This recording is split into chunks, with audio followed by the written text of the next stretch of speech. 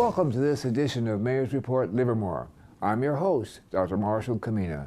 Joining me today is Mayor John Marchand from the lovely city of Livermore. Welcome, Mayor Marchand. It's always good to be here, and you ought to know just how lovely that city is because you had a large part in making it that way. Well, with my pleasure. You were there with me. Yes, we were. We were there for a while. What topics or updates would you like to share with our viewers today? Well, of course, you know that we just came through we had our holiday Lights and Sounds parade. And just a little perspective here, I think it was the largest crowd we've ever had for the Holiday Lights and Sounds Parade. And I've got some of the stats on that. And roughly 1 out of every 40 people that live in Livermore were in the parade. Isn't that we had 2,000 people in the parade, actually as participants.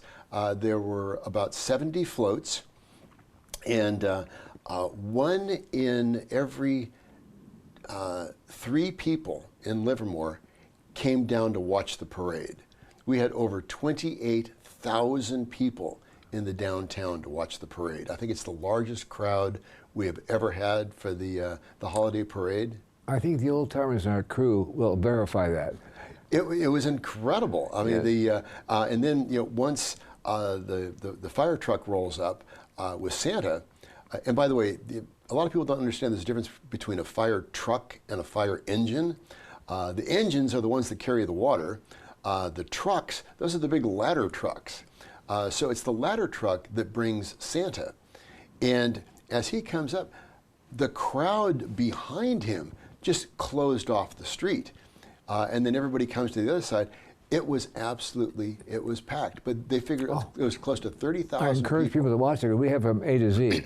Right. The challenge is that in their wisdom, Pleasanton and Livermore have them at the same time. So we've got quite a challenge to get them. Yeah, because you have to film one and then run over to film the other one. Simultaneous. Yeah, well. So we have to double the staff. But that's it was incredible, and Santa arrived, and then we lit the animatronic tree at Lucy Fountain, and it was a wonderful example where the whole community can come together and celebrate the holidays. There are no issues other than friendship, holidays, belief in oneself. It's not some cause that is off the cuff. It's pure. Right. It's bringing families together, and so many of the holidays revolve around light. And Christmas, the star, Hanukkah is coming up, the 28th. Saturday there's going to be a menorah lighting in the downtown, and you are responsible for the first menorah lighting with Chabad, and they lit the menorah in the downtown, and it's a tradition that we've kept ever since. But as I mentioned earlier, I'm sorry Milt Colorado wasn't there to be able to give you a personal Thunderbird to come down the street. It's all good. It's all good. Another thing I'd like to cover, as far as part of Mayor's Choice, is we've just announced a strategic realignment of some of the city departments, and traditionally, because it's an enterprise, the airport has been under Public Works. Just like our water and sewer. Yes. Well, we're moving it now because recognizing the value of it as an asset for business development, we're moving the airport under the Department of Economic Development and Innovation. So recognizing that there has been some controversy about the airport, people want to be able to, people, it's funny, it's like people want jobs, but they don't want housing. Well, if you have a job, you need to live there. Otherwise, this is why you've got people that are commuting over the Altamont because the jobs and housing don't balance. Well, just like with the airport, you can create businesses, but not necessarily create air traffic. So, for example, one of the businesses that could open up the airport and expand is we don't have people that operate or that don't repair radios at the airport. Yes. Well, so if you want to get somebody to fix your radio, you have to take off, fly to the airport that has that, get it fixed, and then fly back. Or you take it out and drive it down there. But so it actually increases the traffic because if you had a radio shop at the airport, you wouldn't have to leave. you could have it done right there. So there are avionics businesses which we're looking to bring into the airport. Also, we're looking at electric vehicles, electric airplanes, and some of those are we're looking at manufacturing them. So those necessarily, it's not necessarily going to increase air traffic. A lot of people just think it's about planes, but there's other businesses that you can have. So rather than have this under operations where they're worrying about streets and roads and sewers and the like and water pipes, they can just be focused on just the airport and just those sorts of activities where we can start to encourage innovation and that business development and how we can serve the over 500 pilots that we have with airplanes at the airport and better serve those constituents. So that's why we're moving it from Public Works, we're moving it into the Office of Innovation. And that way we can also focus better on things like fueling and aircraft noise, because you're not going to be as distracted with all the other things in Public Works. We can really be much more focused. I think it's been a great idea for the council, for the mayor, pardon me, to look upon that on all of those facets, all those sides: business, management, economic development, transportation. It was the fifth largest municipal airport in California when it went in. Right now, I'm looking at it from a slightly different point because my grandson is learning to fly there, and it puts it in a different perspective altogether. That's awesome. Well, and it's local control, and it's right there, and that's terrific. That's congratulations to your grandson. Look at me in a few weeks to see if I still have any hair left. You're tearing it out, but you're right. And the other thing that it's a great asset because as far as disaster recovery, we were the staging area for a lot of the Napa fires, for the Napa earthquake, for the wildfires that we had back in 2020. We were the staging area for a lot of the emergency operations. So it's really a tremendous regional asset, and not just for Livermore. In fact, a lot of the businesses that are here in the Tri-Valley, in all of the cities, Livermore, Pleasanton, Dublin, Danville, they're here because of the airport, because you don't have to fight the traffic in San Francisco or San Jose. You got it right here, and that's why a lot of these businesses are here. I really miss the air show. Yeah, I do as well. The Wings Over America show that we had. We came close. Well, it comes down to insurance, and that's part of the problem. But we came close with the most recent 4th of July celebration because we brought out a lot of the warbirds. They were on static display, I see. And then we had some demonstrations of avionics, and we didn't have aerobatics, but there was some demonstrations. Well, I'd like to switch to one of my favorite topics, and I think yours, and that is Livermore as a wine country, and specifically Kamena vineyards. Yes, right.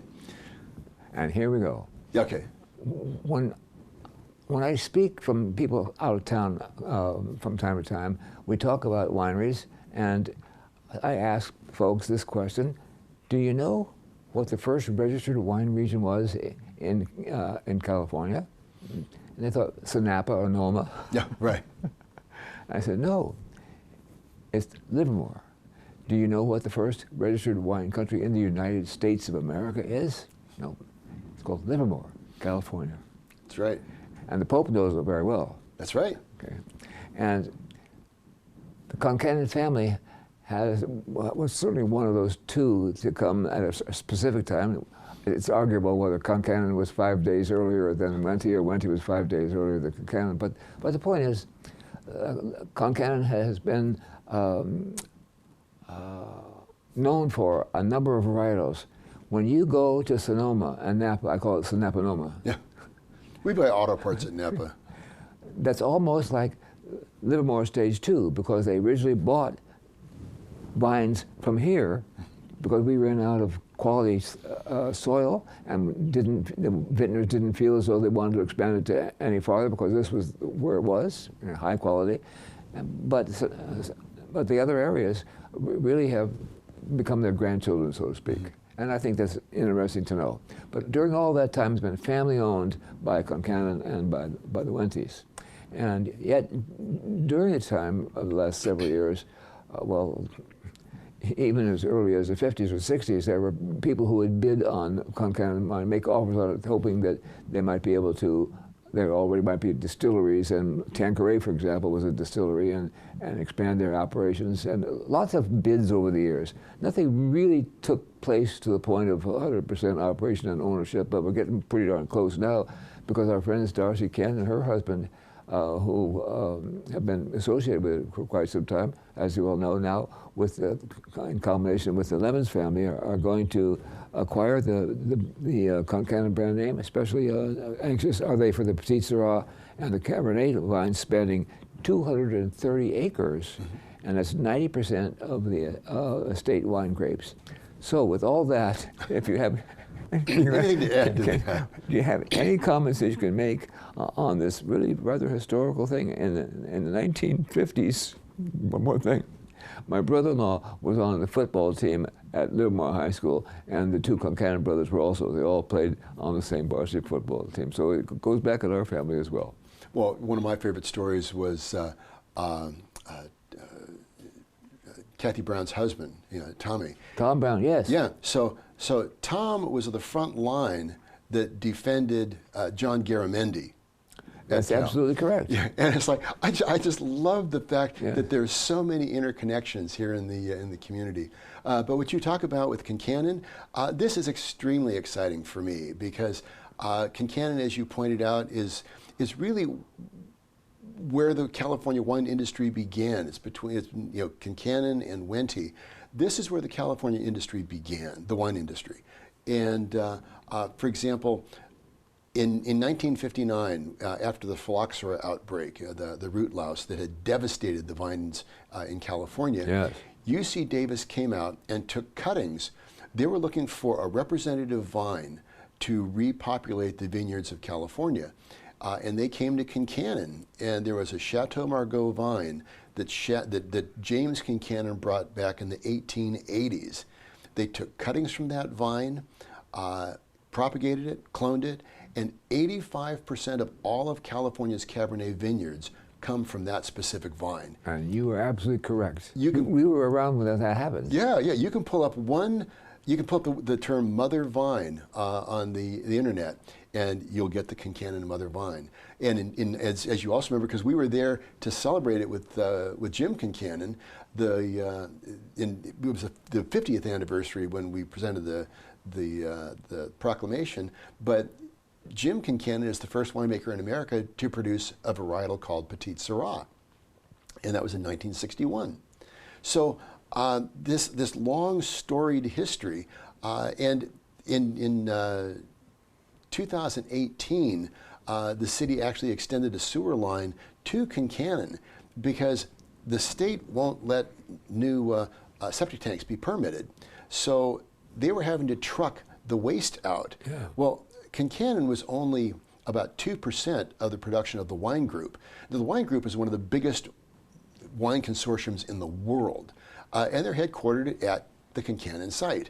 And in fact, David Kent was the head of the wine group. Right. And so it's almost like going home again, because that's where the mother vine is. This is where the heart of the California industry began, and now he's taking that back over.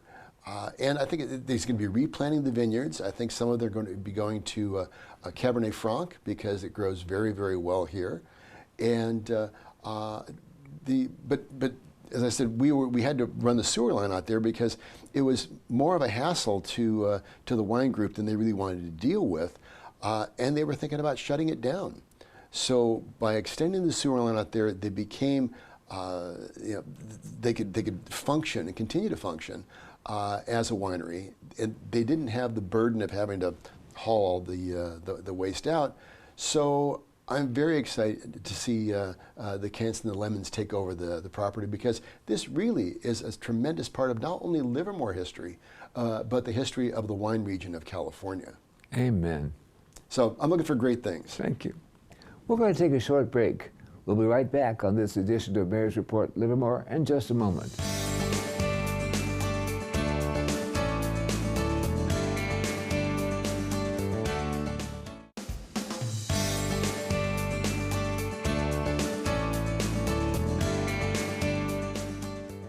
Welcome back to this edition of Mayor's Report Livermore. We're here talking with Mayor John Marchand from the very city of Livermore. You've had such great information. I don't know how you're going to top it, but how about the strategic plan? If I could pronounce it right, how about the strategic plan? How about the strategic plan?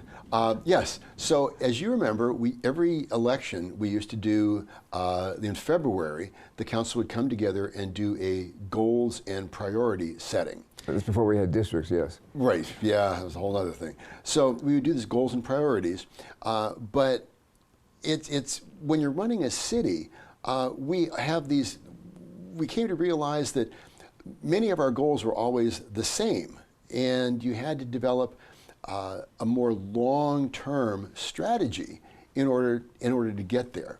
So when Mariana Marasheva, our new city manager, came on board, she departed from the 2-year goals and priorities and adopted a strategic plan. So now we have a 5-year strategic plan, so we can better align the resources of the city to continue to work on these goals, but as instead of just a short-term goal, having a long-term plan, because a lot of these things take a lot of time to fund, and you've got to set those funds in place. One of the things, for example, right now that we're doing is we're going to be replacing the fence along Holmes.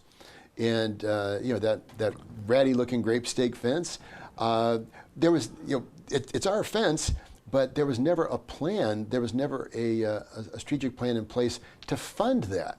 Well, 8 years ago I started on that, and we're finally in a place now where we're going to start replacing it incrementally.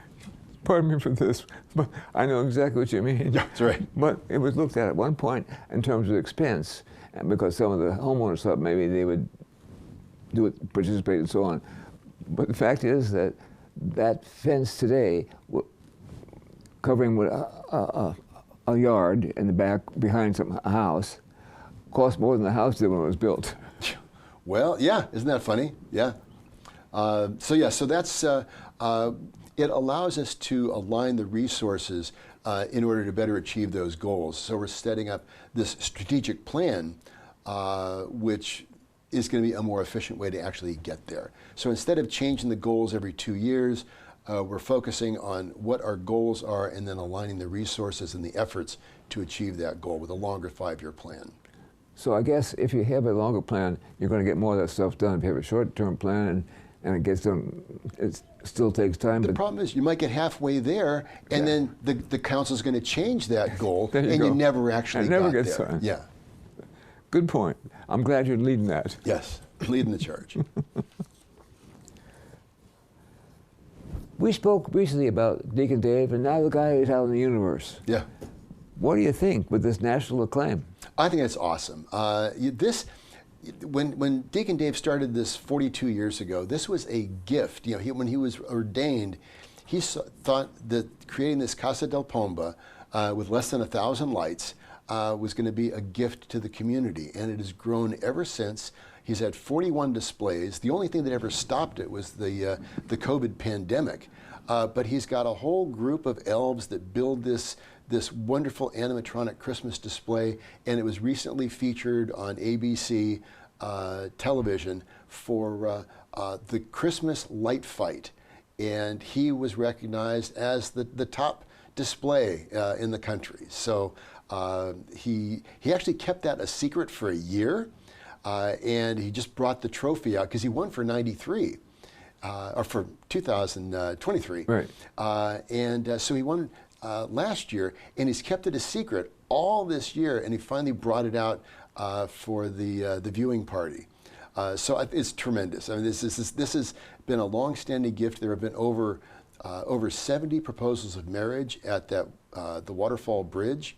And it really is, it's a wonderful gift for our community. Also, I got an email from the deacon saying that restaurant business is up because people are going to the restaurants nearby and then going to the light display. So it's attracting a lot of the businesses. Some of the other, and again, the crowds have been fantastic, especially since the notoriety of having it on national television. Oh, and they did a great job. People come from all over the country for this display because it is it is the best in the country. But it's at 352 Hillcrest Avenue. It's going to be open through the rest of the year. But this isn't the only recognition that Livermore has gotten. Wallet Hub listed Livermore as one of the top 10 cities in the entire state of California for quality of life. There's 483 cities in California, and Livermore is in the top 10 for the quality of life. The Visit California also recognized Livermore as one of the top holiday-spirited towns in California. With the Holly Jolly Trolley Light Tour and the wine tasting, we've got the Putters Golf Stand-Up in the downtown. So if you want more information on that, you can go to visitcalifornia.com or livermoredowntown.com. And Wine Enthusiast listed 9 of the top holiday wine-themed destinations in the world. And that's a very respectable group.